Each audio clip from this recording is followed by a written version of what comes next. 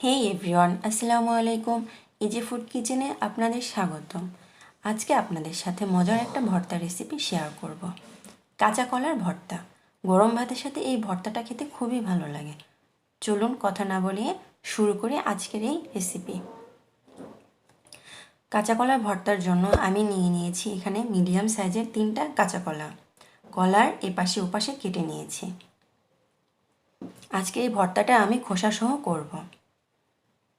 এবার হাঁড়িতে নিয়ে নিচ্ছি পর্যাপ্ত পরিমাণ পানি।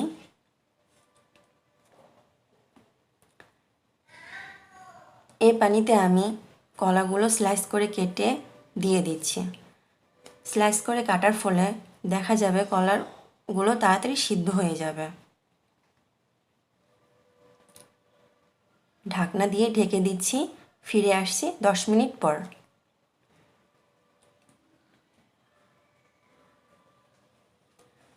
দশ মিনিট পর দেখুন আমার কলাগুলো সিদ্ধ হয়ে গেছে। এই পর্যায়ে আমি একটা বাটিতে তুলে নিচ্ছি।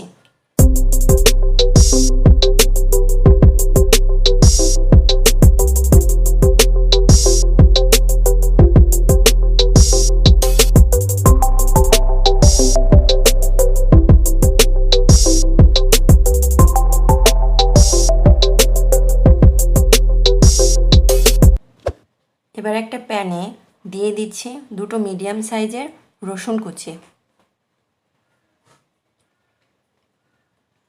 আর দিয়ে দিচ্ছি 5টা শুকনো মরিচ। এটাকে আমি তেল ছাড়া হালকা ভেজে নেব।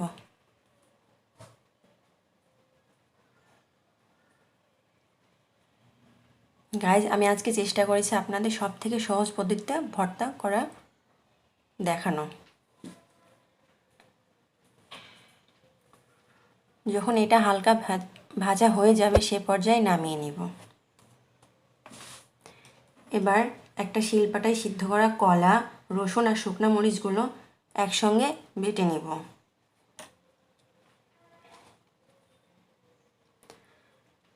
আজকের এই ভর্তাটা আমি শিলপাটায় করেছি। আপনারা চাইলে ব্লেন্ডারও করে নিতে পারেন।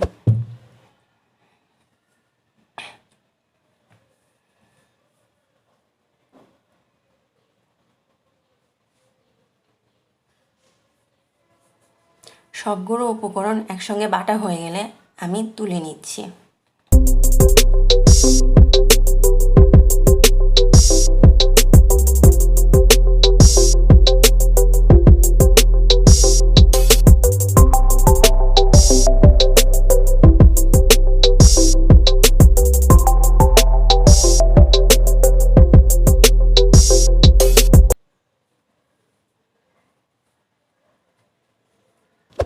এবার একটা প্যানে দিয়ে দিচ্ছি পর্যাপ্ত পরিমাণ তেল।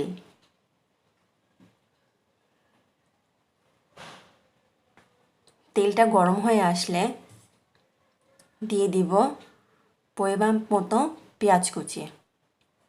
এখানে আমি 1 কাপ পেঁয়াজ কুচি নিয়ে নিয়েছি।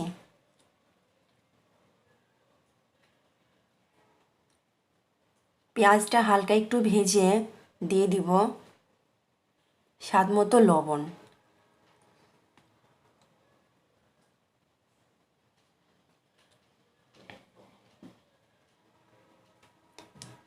এবার এটাকে আমি বেরেস্তার মতো করে নেব।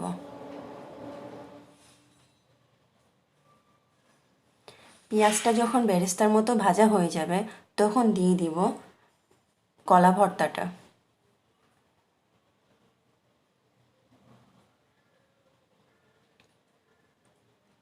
এবার পেঁয়াজের সঙ্গে ভর্তাটা আমি ভালোভাবে মিশিয়ে নেব।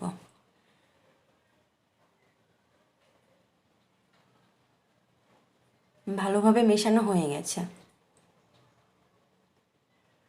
এবার একটা আমি সার্ভিং বলে সার্ভ করে নিচ্ছি।